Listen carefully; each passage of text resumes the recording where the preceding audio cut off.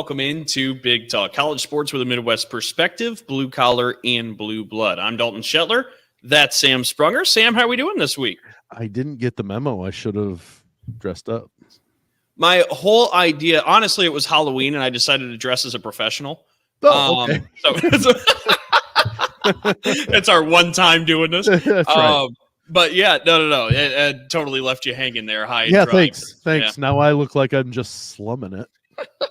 Well, the good news is for the audio audience, they have no idea. So I'm in. If I hadn't said anything, anything, they might have been like, well, Dalton's voice does sound a little odd. Maybe he's dressed up. That would be the only thing.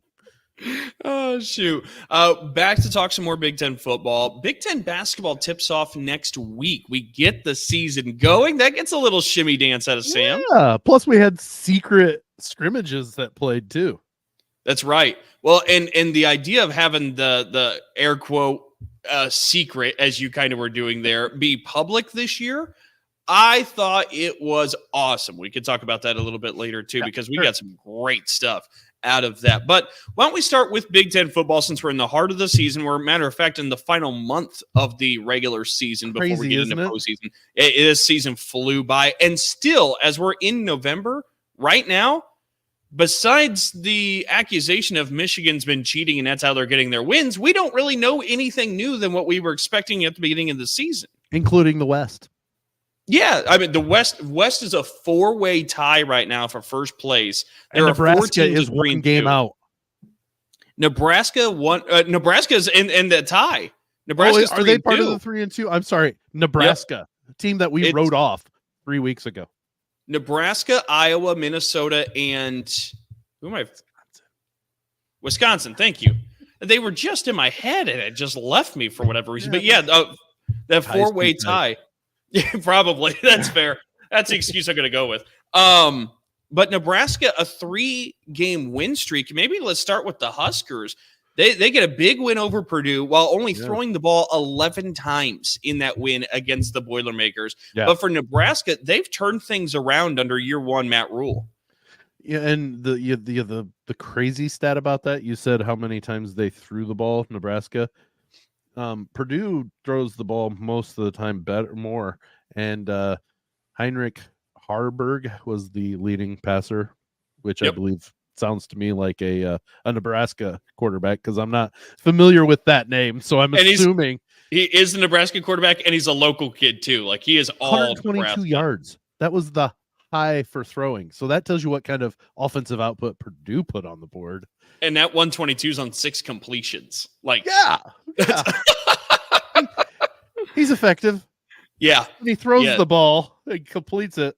Well, and he leads Nebraska in rushing yards and rushing touchdowns now on the year too. I mean, it's really fascinating. If you go watch Nebraska football, you're kind of looking in the past in terms of like style of offense. It's very old school.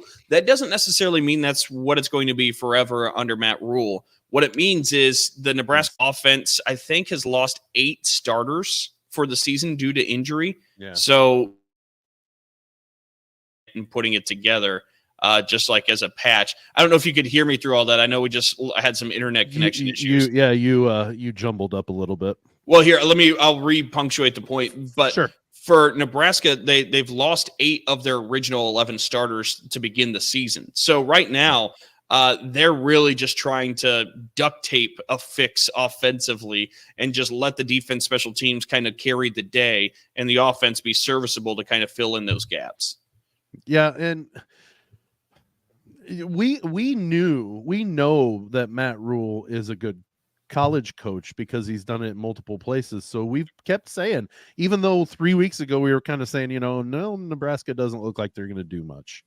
We're going to, throw that to Matt Rule trying to get through and redo things. It looks like maybe it's starting to, 3-game win streak. Mm-hmm. They're starting to buy in maybe finally, and it's finally clicking for those guys that he'll have there. He's going to bring new guys in next year too. I think Nebraska is going to be a pretty formidable, school and contender in years if they can rebuild to what Matt Rule can do at the college level. And I have a ton of confidence. Like we were just talking. So do I. I think Matt Rule's going to get this done. And here's what's amazing, Sam. The last time Nebraska got to 6 wins in bowl eligibility, 2016. That's And 7 years. one with an injury-plagued team. Matt Rule's got them 1 win away from being bowl eligible, something they haven't done in 7 years. Like, that is unbelievable. And his schedule, Michigan State, or their schedules, Michigan State, Maryland, Wisconsin, Iowa. That's not an easy rest of the schedule. Right. But with the way they're playing, they could get a couple more wins in there. They only need one more, right, to become bowl eligible. So they got Michigan State, which, sorry, Dalton, but that seems like the most likely one that they're going to win. And then they could win one of the other 3 or a couple of the other. But that Michigan State one makes them bowl eligible. And that blows my mind thinking how bad they looked at the beginning of the year against Minnesota. They couldn't get out of the way of their own selves. You know, they kept tripping over themselves. They didn't look like a team that was going to be very good. It just looked like, well, they're going to have confidence in Matt Rule, and it's going to be turned around eventually. It's going to take a little bit of time. Seems like half a season's the time it took to at least turn it around to be respectable. Well, and there's a couple things. Honestly, the Nebraska situation is fascinating to me. One, because I think Matt Rule is just a good dude and a good leader. Like, watching those pregame speech things that he does in the locker room, like, it's hard not to get amped up watching him talk and listening to what he has to say. But he had said something at one of his weekly press conferences here recently where he was asked something about touchdown celebrations, and he kind of gave his viewpoint on one of the examples that was offered to him. And he said, well, that's what we're trying to do here with the culture reset. You all keep asking, how do we lose these games close? We keep losing these games close. We keep losing these games close. These are the things that change that. And I listened to that answer. I'm like, man, I'm all about Matt Rule. And then I was talking with Matt Coatney of the Husker Radio Network, and we kind of asked the question about the culture reset.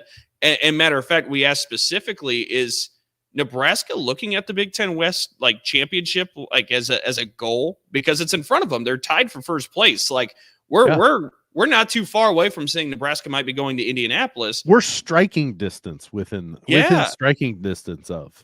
So we kind of asked, like, is that one of the goals or what is it? And Matt said no. Matt Coatney, that is, said no. That's not the thought process. The thought process is each game.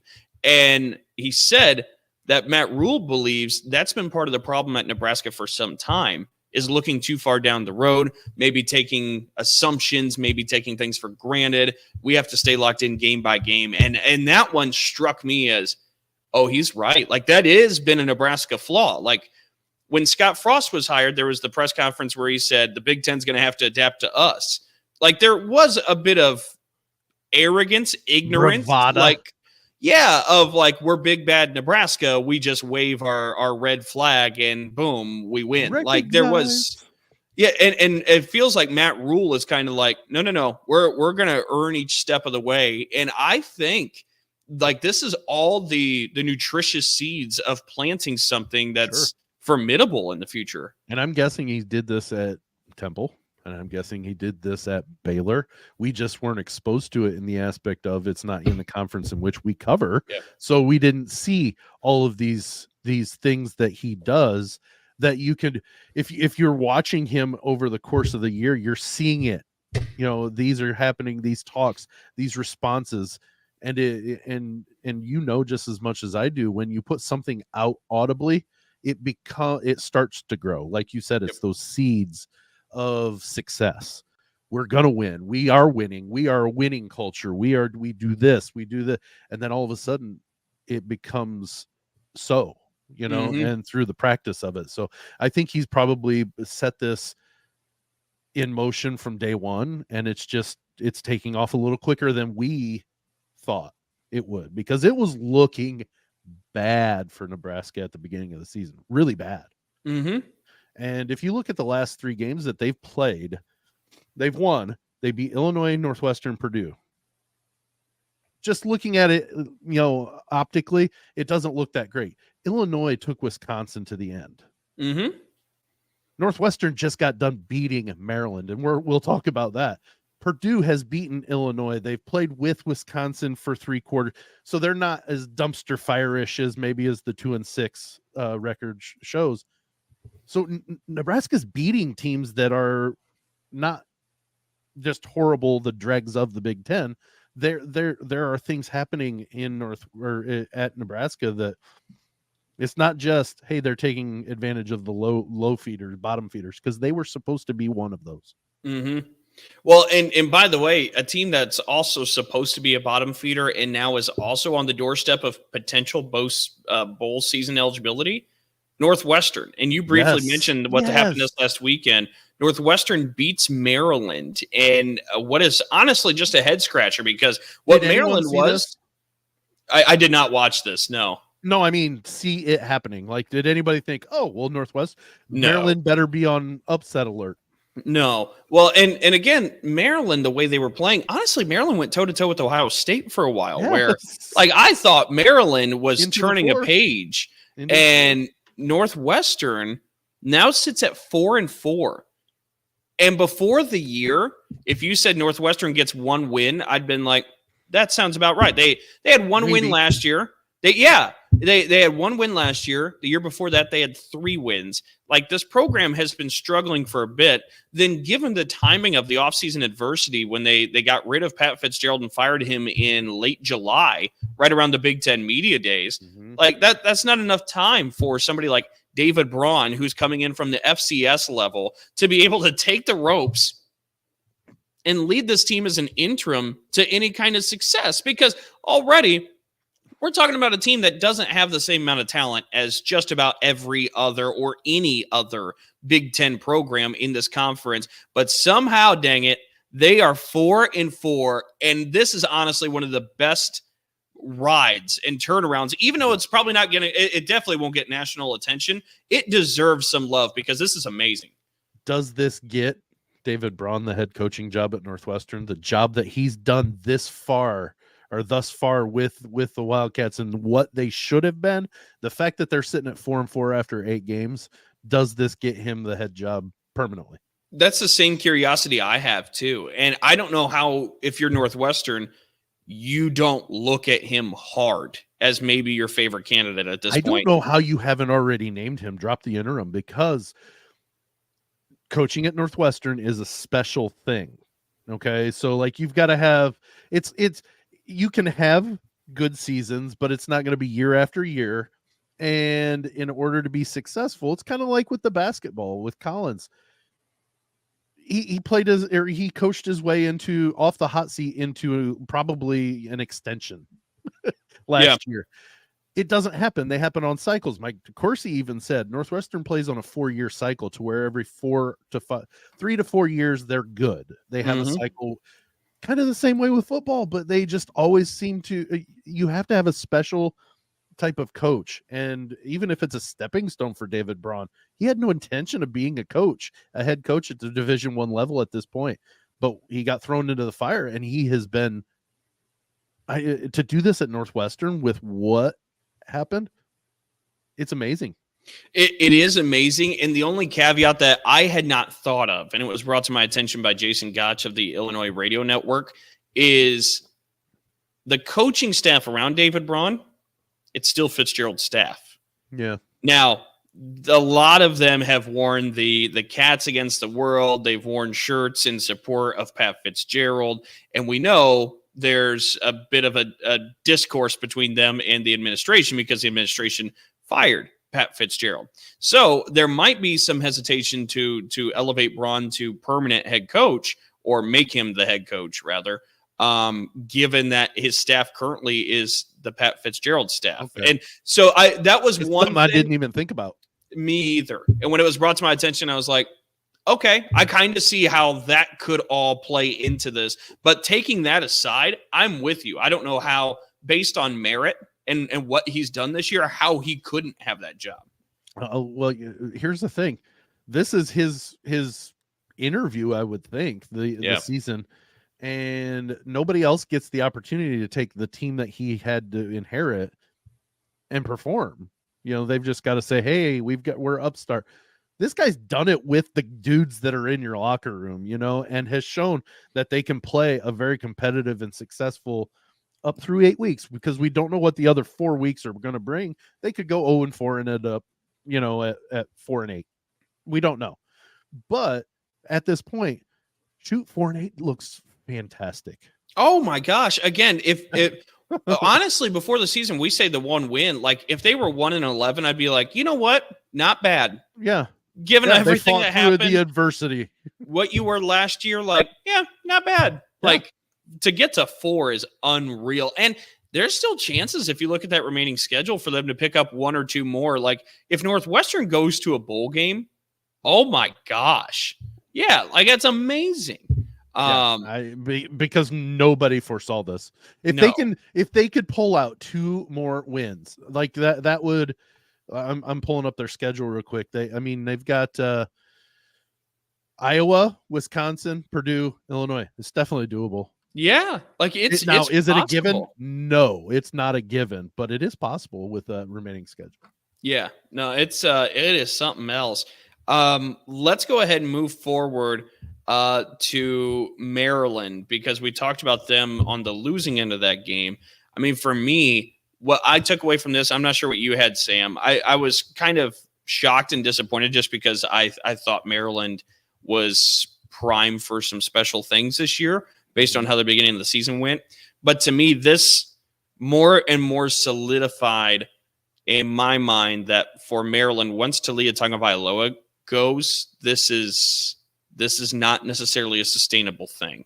This is going to be a 14 to 16 seeded team in the Big Ten if they were starting next year.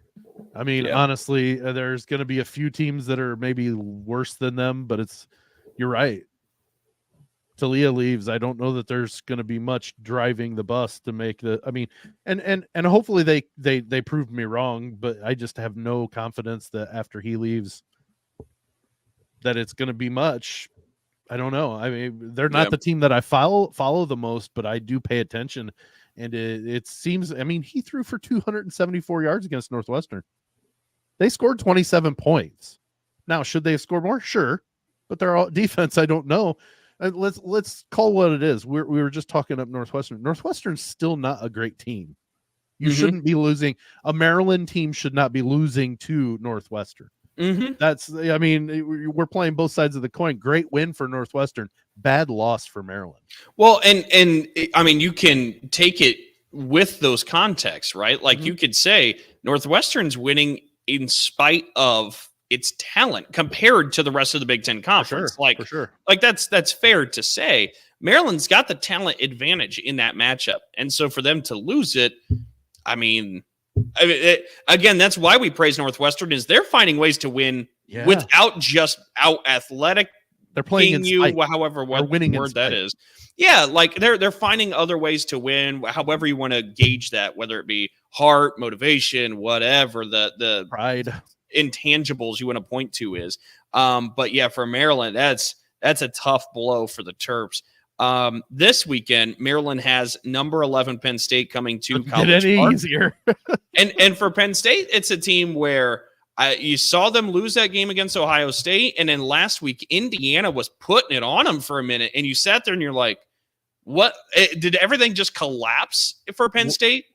You halfway wonder. I mean, everybody has a bad game, but now they came back and won that. Yeah, I should mention win, before we keep going, but they didn't blow the doors off them like they should have. IU put a lot of points on the board for this elite defense that we've been talking up. The team that just got done holding Ohio, number 1 Ohio State, to 20 points, and you give up 24 to IU. By the way, number 1 Ohio State, we had our first college football playoff rankings, and that's what you're alluding to. Yep. Any problem with the Ohio State 1, Georgia 2, Michigan 3? No, honestly, because of who they beat. Maybe even more upset that Florida State was sitting at 4 and not maybe at 3 or 2, because they have a better win than either Michigan or Georgia. Honestly, I think Ohio State has the best. They have a win over a top 10 Notre Dame and a top 10 Penn State. That to me does say like it or not, Ohio State's got the best resume at this point, so they should be number one. And I don't disagree. It was interesting, though. I hadn't given it really any thought, and I didn't watch the program live, but it struck up on my phone. And it was like, here's your rankings: Michigan 3, Georgia 2, Ohio State 1. And I was like, what? Like, it just like caught me off guard. I'm like, Ohio State Hasn't 1. been Like that way at all this year, ever. I was like, I don't think they're the best team in the country. And then I sat there for a moment. I chewed it on it. And I was like, you know what? This is the committee commending them for playing a couple of tough games and winning tough games. Yeah. Like 100% can get behind this. Yeah. 100%. It's not that I like it because I'm not a fan of Ohio State, but I agree with them being number one right now just because of the analyzing of the data that they are at this point after week 9 or whatever it is, the best team in the country right now. Yeah, I like the way they took that in and gave them points for especially the non-conference game. They went to Notre Dame. Yeah, it wasn't a neutral site. They went into the heart of the beast. And granted, it took them 10 players on the field. You know, they probably might have won anyways, but you just can't know. It took them the last play, a walk-off, but still they won. They went in, they held Notre Dame to enough points that all they had to do is score a touchdown on the last play. That's it. And in terms of top competition, that's easily by and far away more than what Georgia and Michigan have done. Oh, for sure. This year. Like Georgia and Michigan have played nobody yet. Well, like we've already spoke to this. The Michigan's first test is next week. So it's not even this week. We're in November, and it's next week is their first test of the year. When they play a reeling Penn State team, as we just talked about, is next week. And then you also have, I mean, if we just want to keep hitting on storylines before to get to this week's games, I'll be completely transparent. We are recording this a little bit ahead of time. So just in case, because with this Michigan story, there is something new almost every hour. So as we currently sit, the news is fairly fresh that head coaches from around the Big Ten Conference had a conference call with the commissioner, Tony Petitti, and expressed their frustration and displeasure of the accused Michigan cheating scheme that was put into place. And many of the coaches reportedly are in chorus that there needs to be action because the amount of, or the degree that this schematic system went to absolutely is far and away more than what other programs are doing in terms of their scouting or whatever. Like it did create and kind of manufacture advantages outside the rules. So I find this to be very interesting. Again, we get a new story or new element to the story every day. Central Michigan right now is investigating if Connor Stalions was on the sideline of the Michigan State game for Central Michigan. There are photos of the TV broadcast. Sidelines. That's what they're investigating. They said they went back through their lists and they don't have his name on there to get a credential. But you can see in the TV picture, there's a man who looks like him. A lot like Connor Stalions, if it is not Connor Stalions, and he's wearing a credential. So how did that all happen? There's an investigation into that. Like there is so much around this story. And you start to wonder if if the coaches are in unison about what needs to be happening here, do we see something before we get to that Michigan-Ohio State game? Is it possible? And I don't know if it is or not. I really don't. Are they saying it took place even as late as this year during games this year? Yes. Okay. Is there a chance in the world, and I don't know, this is me asking seriously your thought, a chance in the world that they basically give Michigan the death penalty this year just for this season and say, your guys are done? I don't know. And this is where because they did it this year. That would be what my precedence would be, maybe. Well, and you're not wrong, but my thing is legally and working through some of those things. Why I was asking. I'm not sure how this necessarily can work out either, where NCAA still hasn't concluded its investigation.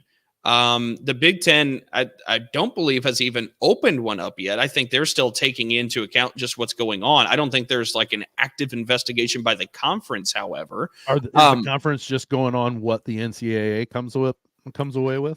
I think they're just right now kind of taking everything in, and I think they're kind of the mind of, well, we don't need to start an investigation until the NCAA has an investigation. We have those findings or whatever. Like, I think they're letting that step first to see what comes out from it, and maybe they're okay with what comes out from it. And I should be clear, I'm not 100% sure that's what's happening, but it appears to be kind of that way. I mean, the Big Ten, it appears they're being proactive. Like, they're talking with the other coaches, they're doing things. But in terms of investigation or legally, I'm not sure what the next step is for the Big Ten Conference. Like, all this is very odd. And I want to remind everybody, we're 3 weeks away from that Ohio State-Michigan game. So the idea of, is something going to happen in the next 3 weeks, to me seems tough. Like, I'm not sure what you can do in 3 weeks to this program. I keep thinking it's going to have to be a retroactive penalty. Those are horrible too. They are. Like, that's not justice. Horrible. No, it's not justice. I mean, we still remember Reggie Bush winning the Heisman, even though he's not a Heisman winner now. Like, we remember Louisville cutting down the Nets in 2013, even though the banner is out of the KFC Yum Center. Like, we experienced. Makes me. It cracks me up. I love saying it. But we still have all of those memories. So you're right. Like, it's not a justified punishment, but I don't know what you can do in the next 3 weeks legally. I actually don't know what can or can't be done. Well, it was like we were talking last week when we were getting more information, and we've talked about this. This will be the third straight week we've talked about this. And the issue that I have, I'm fully on Michigan. It looks more and more like Michigan did something abhorrent compared to just showing up days to games and trying to steal signs. Mm-hmm. That's within the rules, in my opinion. You're just watching them in game and you're trying to find the signs that mean things. That's part of competition. Do a better job hiding what you're doing if you don't want somebody stealing it in game. But sending this dude not even on the staff of Central Michigan on the sidelines, that's dirty stuff. And then his scene and taking pictures on the sidelines with Michigan coordinators. So that it just, there's something sleazy happening. But back to the retroactive thing that you and I have talked about last week was, does that make Purdue the 2022 Big Ten champions? And if it does, what's the big deal? I mean, so what? Yeah. We saw the game happen. Michigan put it to Purdue. Well, if they just vacate it wouldn't give and Purdue not forfeit. Title. Correct. If they have to forfeit the results, I suppose that's a thing, but I would imagine this just ends up in vacating. But still, I'm very curious. And I mean, to your point about how deep does it go? Like, we have an active investigation now with Central Michigan, seeing if he's at the game stealing signs for a different team than the one he's hired by. Right. There are reports on social media, take them for what you are, or accusations more so from message board users or whatever. So again, maybe not the most credible, but there are reports that Keyboard warrior, there's talk. It's possibility of hacking into practice footage. I mean, I don't know. Like, again, these are all accusations, allegations, but we could be looking at another kind of form of Spygate, but even more intense than what we had in the NFL with what Michigan's doing. Possibly. I mean, I'm not sure how deep this goes, but there is a lot of smoke around some wrongdoing. And with it happening like this, I think they need to do something swift. Mm-hmm. They need within legalities. I know that seems to a lot of people to kind of stink to say it's got to be within the legal system or whatever. That is so we don't rush to judgment, kids. Mm-hmm. That's so things don't get rushed to where we miss something, to where it's somebody's guilty because we hurried and missed something. We want to make sure that everything's done right, because what if excuse me, it's not as bad. I'm not saying that it's not. I'm just saying, what if something was missed in this rush that actually does exonerate everybody except for Stallions, other than him? Not saying it is. It just, what happens if? Mm-hmm. And then these kids are getting lambasted and punished for something that they didn't really. It was one rogue thing. Now, the longer you investigate, the more you can get into who knew what. Knew what. It just is unfortunate that we're down to 4 weeks, 5 if you want to count the Big Ten championship before the end of the regular season that this is coming out now. Yep. So it's unfortunate because they're not going to take this team off the field. I just didn't know how far are they in their investigation? Are we 2 weeks behind in what we're finding out compared to where they're at in their investigation, and they can wrap it up quick and have it be sound? Or are we just kind of, like you said, going to wait for retroactive stuff? Well, and that's what, again, like the pessimistic side of me says, the process is going to take more than 3 weeks. Oh, it sure. That's just what, and again, that's just what we've witnessed.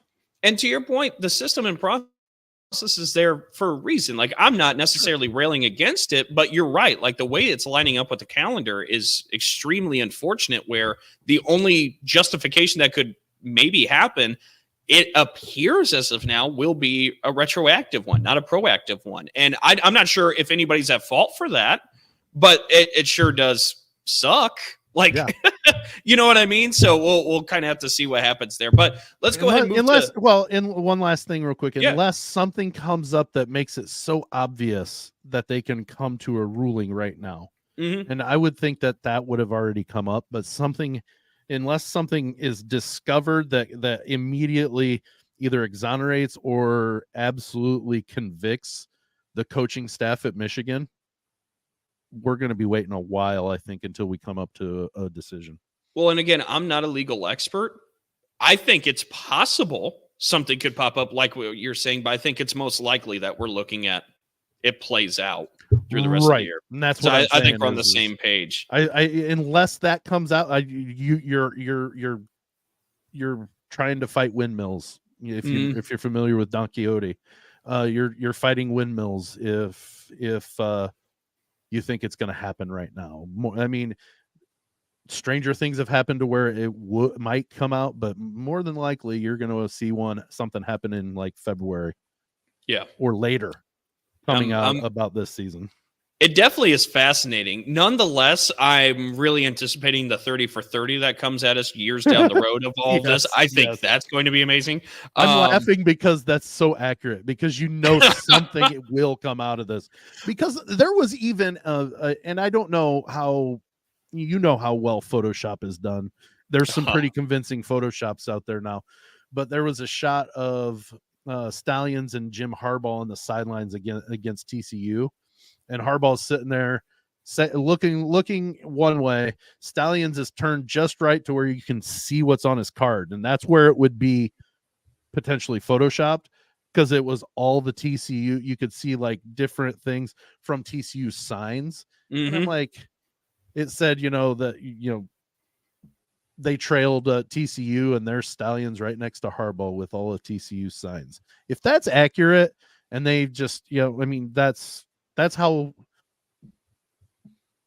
I don't know. And then there was reports by Ross Dellinger that TCU was hinted or tipped off that this is a thing Michigan does, and they implemented a whole dummy system, and which is brilliant. It is amazing. Like, if all that's true, again, a 30 for 30, this would be one of the most fascinating stories to unravel. And I'm completely bypassing the idea that we need to get justice for a competitive balanced system, yada yada. Like, we've talked about that. We definitely still need to see that happen, but I am fascinated. That gif of Michael Jackson eating the popcorn. Yeah. That's what I would be doing for that 30 for 30. All right, real quick, let's move to this weekend's games, because I do want to talk a little basketball too here before we end up shutting. Sorry to tangent there. Well, there's so many big storylines in the Big Ten, and Michigan football is certainly one of the biggest. Nebraska goes to East Lansing. Nebraska fighting for bowl eligibility, as we talked about. Michigan State has senior day. Last game at Spartan Stadium already here on November 4th, because you remember they go to Ohio State next week. They go to Indiana the week after, and then they have Ford Field game against Penn State, the day after Thanksgiving. Which is going to be a really cool environment to watch a game, because come on. Yeah, that's just cool. The Land Grant Trophy being decided in the pro stadium. That is pretty cool. Followed the day following a Detroit Lions game. So you can go to Detroit and enjoy NFL and NCAA in back-to-back days.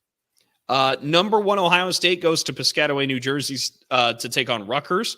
Spread set right now 18.5 points. I think number 1 Ohio State wins, but I do think it's going to be a bit of an ugly game. Like, I think these are two gritty teams. Ohio State, yeah, we went from a couple of years ago of Ohio State being like all like flash in terms of just so much, and they still have a ton of athleticism, but it was just like, we're going to light up the scoreboard with 60 points a game, do something. And now they're like back to like 2002 Ohio State, where it's like, yeah, defense rules. Like, we're going to score 17 points and win.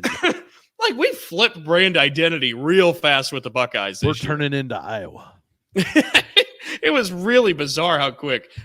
Wisconsin goes to Indiana. For all intents and purposes, Wisconsin probably wins that game. You would like to think so. Indiana is one of the few Power 5 teams you left figured that has Penn not won a State, Power they'd 5 blow game. Penn State away too, but Penn State would blow them away, but they didn't. So we'll see what happens. Those all and three that of was those at games are at Penn noon. State. You're right. This is at IU. We talked about 11 Penn State going to Maryland. Illinois goes to Minnesota. This is a 3:30 kick. The spread has Minnesota at 1.5 points favored. Again, Minnesota tied for first place in that Big Ten West. This is one of those games that will really mean something in determining the winner. I think in ranking those top, what is it? You said it was a 4-way tie for first, right? Mm-hmm. So of those 4 games, Wisconsin at IU, Nebraska at Michigan State, Illinois at Minnesota, and then the one we're getting ready to talk about, Iowa at Northwestern. I think Minnesota's got the toughest game. Okay. I'd say you're fair. Yeah, I would say they have the toughest game because Illinois is not terrible, as Charles Barkley would say. Mm-hmm. So, yeah, 1.5 points. That means they think Illinois is actually a little bit better since it's at Minnesota and they get 3 points for being at home. Which I found that part interesting. So yeah. I think that's maybe the big game to really watch for. Minnesota beat Iowa, kids. Come on. On the invalid fair catch signal, which made its way to the World Series, by the way. I don't know if anybody saw this, but there's an Iowa fan that sat behind home plate and made invalid fair catch signals behind home plate during the World Series, which is just, I mean, chef's kiss, guy. That was perfect. That's brilliant. It really was. Yeah. Well, let's talk about Iowa. Iowa Northwestern. This one coming from Sam Sprunger's home in Wrigley Field. Yeah, which I would love to. It's funny that I'm wearing my shirt that says Wrigley Field on it this morning too. And a Cubs hat. and a Cubs hat. Who would have thought? Now, granted, it's Wrigley Field, but who would have thought this would have been this important at the beginning of the year? Yeah, this is important to both teams. Honestly, Iowa needs the win to keep pace. If Northwestern wins this, goodness. Yep. You better recognize Northwestern as maybe doing the most Northwestern thing that Northwestern does and come out of nowhere and go to Indy. And if Northwestern wins this one, they're 1 win away from bowl eligibility. And again, we talked about earlier how the cards were against this group. I mean, that's amazing stuff. But where we've totally undercut the headline here, this is a historic moment, Sam. And it is a historic moment because since betting odds, spreads, over-unders have been documented, never in college football history have we seen an over-under under 30 until Iowa Northwestern. The over-under set at 29 and a half. Okay. Wow. Now, look, I'm not a betting man. I've actually never placed a sports bet in my life. But Sam, for you, Sam, since you're not one either, if you were one, just put the hat on for a moment. Okay. Could this even tempt you into taking the over? Because everybody hits the Iowa under every time. You say it laughing. I would still take the under. I honestly would take the under. Iowa is not a good. There is no I in Iowa. There's no O in Iowa. Sorry, no I. There is an I. Iowa is not a good offense. The fact that last week we were talking about Iowa's. Basically, once the kick return got nullified, they packed it in. They were at midfield and they packed it in. Basically, that's they had the a ball minute game. and a half with timeouts. A minute and a half with timeouts to advance 25 yards and get close enough to kick a winning field goal, not just a tying, a winning field goal. And so no, and Northwestern, while they're playing better, Iowa still has a really, really good defense. Yep. So I'm seeing like a 14-10 game. That's what I'm seeing. Like, and I don't know if you're familiar with Wrigley Field, but when the wind comes off the lake, it is abhorrently horrible to try to kick in those. So Iowa may have to watch out for in their punting game, because there may be a 25-mile-an-hour wind in their face that they try to kick it, and it's, I don't know. I think we can all agree, if we're looking at a 14-10 game, the clock shouldn't stop on any out of bounds, anything. Like, just keep the clock moving. Like, let's I mean, we talk about how long games have become over time, and it's really the commercial's fault, but like, we can just keep it going. Like, keep it running while you go to commercial. I don't care. But watch, this Northwestern Iowa game will be 35-28. Like, they'll both teams will blow up for something. I want something just uniquely dumb to happen from this game. 38-35 in quadruple overtime. I would love nothing more than something like that. So we'll see what we get from that. What's the spread on that? Iowa's favored by 5. Jeez. They're okay. Okay. I guess that's not a horrible spread. Mm-hmm. Iowa should win this game. Agreed. Completely agreed. Should. Yeah. We went through they should have beat Minnesota, but they didn't. But and a lot of times, they, like you mentioned, a home team will get 3 points for the home field advantage, but this one's played at Wrigley Field, and there's going to be more Iowa fans than Northwestern fans. Oh, for sure. So that 3-point like concept is kind of gone when you're talking about this. Neutral fields teams don't get points. They are, for being home. Even though it's just down the road for Northwestern, but like, doesn't matter. It's a neutral site. And then finally, to wrap up football before we head to basketball, Purdue has the night game. They're traveling to Ann Arbor to take on number 3 Michigan. Michigan favored by 32.5 points on that one. Oh gosh, I hate saying this. It's probably not enough. And we'll move to basketball because it looks good for Purdue and Michigan State and some of these other programs that just can't wait to get the season going on the hardwood floor. I'm so excited. I really am. I am too. And by the way, we had this past weekend some amazing exhibition games where Purdue actually lost in the exhibition game. Michigan State lost in the exhibition game. They're both real good games, though. Tremendous games. Purdue lost to Arkansas. Michigan State lost to Tennessee. To Sam's point, they are great games. Did you see what Tennessee posted? As Didn't the final count. Score. Didn't count. And that was it.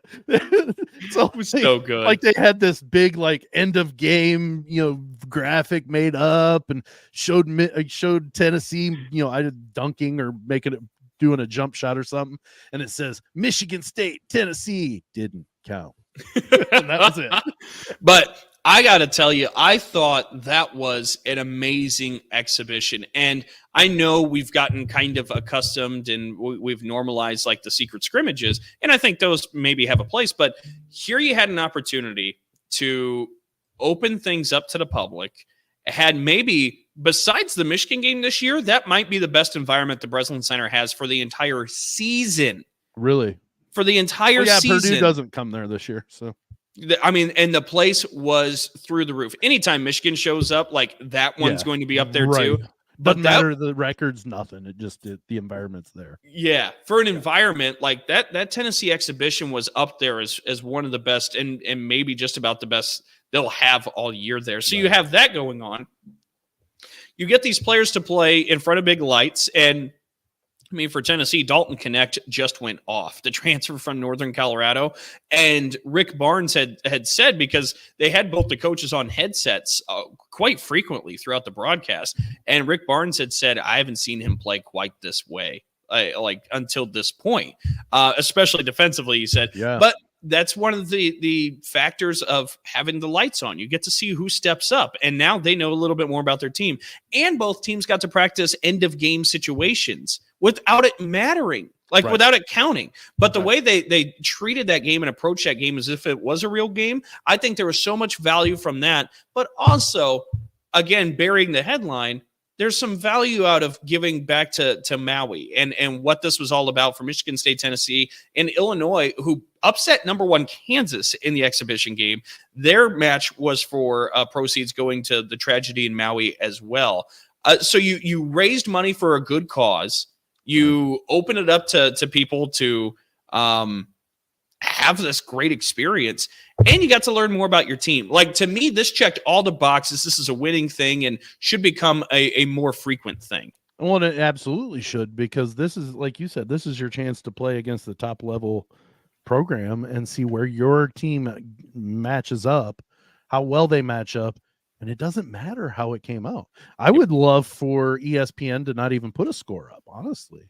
You play a first and second half, and wherever it ends, it ends. Mm-hmm. We don't need a winner and a loser. This is literally an exhibition game. The same as, Purdue just played the number 2 team in NAIA for their exhibition game. Grace College. Beat them by 45 points. But nobody cared. Grace was ecstatic to be able to go play at a sold-out arena at Mackey Arena against the top-level NCAA team, and Purdue gets their practice, but in a game situation. Just don't keep the score, honestly, in those, because then I love the scrimmages against these top-level teams. Purdue played Arkansas very well in Arkansas. Mm-hmm. So like that's a tough environment to go to Fayetteville and play. They took them to overtime and they ended up falling short, but who cares? They played really well in an environment they weren't used to. Hey, I'm totally with you. I don't necessarily have a problem like with the score posting, because to me, we're going to forget all about this by the end of the month. Yeah. Like, and it's not on the record. So like, I see so much good out of this. Sure. I hope this becomes a thing year after year. And we got to learn some more about Michigan State. We got to learn more about Illinois. Illinois seems to be able to kind of fix this with Ty Rodgers running the point, which was interesting and a big question mark heading into the year. So I don't know about you, but I felt a little bit more strong about, Purdue, Michigan State 1 and 2. Illinois might be 3 for me. That's right what now. I was going to say is, I haven't seen what Maryland did, but maybe it's a fight between those two for number 3 in the conference. Because I like Maryland too. Like I'm with you. That's one of the teams I'm high on. I don't know that either one of those teams are going to press Michigan State and Purdue, though. I just don't see it happening this year. And I don't disagree. I think they're in a league of their own when you're looking at Purdue and Michigan State, but still, like it's pretty exciting. I wanted to pull up the basketball schedule because it starts this upcoming Monday. The season gets tipped off for the Big Ten Conference. Let's see. Michigan State will be hosting James Madison Monday night. That's at 8:30. Number 3, Purdue will host Samford at 6:30. Penn State hosts Delaware State at 7 o'clock. Rutgers hosts Princeton at 7 o'clock. Ohio State hosts Oakland at 7 o'clock. Number 25, Illinois will host Eastern Illinois, 8 o'clock. Wisconsin will host Arkansas State at 8 o'clock. Nebraska will host Lindenwood at 8 p.m. Minnesota will host Bethune at 8 o'clock. And Northwestern will host Binghamton at 8 o'clock. Again, that's all this Monday as the season gets tipped off. No real marquee matchups, but we can just celebrate that basketball's back. Oh, it's happening. So excited for it. All right. I know we're starting to press up against the clock. And since we're on the topic of Big Ten basketball, there was a major story that broke out here this week where Bob Knight, legendary Indiana basketball coach, legendary just basketball coach in general, the general had passed away, and a lot of different stories started to flood all over social media. A lot of people paying their respects. Again, I don't know how you can be a Big Ten basketball fan and say you weren't influenced in some fashion by Bob Knight, and I know you feel that way even as a Purdue fan. For sure. I've gone on the record talking about I hated Bob Knight because he was at IU. Once he left IU, I really liked Bob Knight. I liked listening to him. He knew the game of basketball like no other. And there were a couple of years back we were talking buddy of mine and me were talking, and he said, "What are your top 5 coaches?" And it was, Pat Summitt was included in there, but Bob Knight was in that top 5 because of just what he did. It was he was an amazingly good coach. He was a basketball mind, and what he was able to do. Now let's take what happened at the end of his tenure at IU, and let's not worry about that, but think about what he did while he was there. He's the last coach to go undefeated in a men's college basketball season. That was 1976. Like that's a long time. That's older than me. Like, it hasn't happened in my lifetime to where I've seen an undefeated team. And so for him to be able to do that, as much as it killed me, watching IU succeed, I knew it was because of Bob Knight. Now, he brought in players, don't get me wrong, but he also didn't bring in players that were NBA stars. He brought in great basketball players that were going to finish their career and graduate with a degree and go on and do something with their life. So he was one whale of a coach. I really did. I miss him on the sidelines, because whenever you were playing against Bob Knight, you wanted to beat him, because you knew if you beat him, you were beating one of the best ever to coach.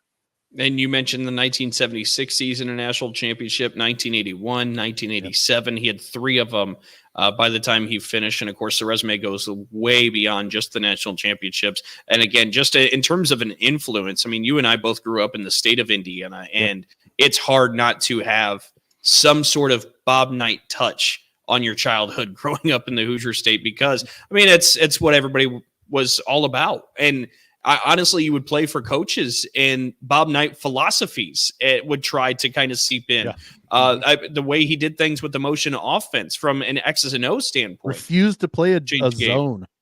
I mean, he absolutely was an icon in every sense of the word, but he passed away this week at the age of 83. We wanted to pay our respects, as many have been on social media as well. It's really been kind of fun to relive some of these stories, but prayers and condolences, of course, to the Knight family as they go through this. I told you my first memory of college basketball, didn't I, in the past? I'm not sure you did. My first cognizant memory of college basketball is Bob Knight throwing the chair across the court against Purdue, because I was at my grandparents' house watching the game with my grandfather, who was an IU fan, and I was a Purdue fan. I couldn't understand why Bob Knight was throwing it. That's how young I was. I was young. I didn't understand why he was throwing it. And then, of course, my grandpa was like, "What in the world is going on here?" But that's my first college basketball memory of my life, is Bob Knight throwing the chair across the court against Purdue. Well, maybe later today, Sam, after we finish recording, you can throw a chair as well. And I will. I will. Great idea, actually. This is what we should be doing. To pay Thank you. But we've had a lot of fun here on Big Talk. We're going to close down this week's episode. Sam, on the way out the door, tell everybody where they can find us. Yes, sir. On the TikToks, the Instagram, and the platform formerly known as Twitter, we are at B1G_talk Dalton. That's B1G, not BIG. Keep the 1. Just always, when you're starting to type, do one-handed typing and just keep the 1 finger up so you know it's 1, not I. I'll work on that. At B1G_talk for those 3 platforms. B1G Talk on Facebook. B1G Talk, not all Big Talk, just Big Talk. We're streamed every week on ASAP Network every Friday morning, which we're almost done this week. But if you miss our stream and want to watch us, you can go to Spotify and watch the video, or you can find the audio anywhere you find podcasts through Lounge Media Group. All right. Well, a big thank you to all of you for tuning in and joining us for another episode of Big Talk. College sports with a Midwest perspective, blue collar and blue blood. Everybody have a great weekend of college football season again, and go have some fun with the Big Ten basketball season tipping off this upcoming Monday. We're so excited about it. I love it. That's Sam Sprunger. I'm Dalton Shetler. So long, everybody. See ya.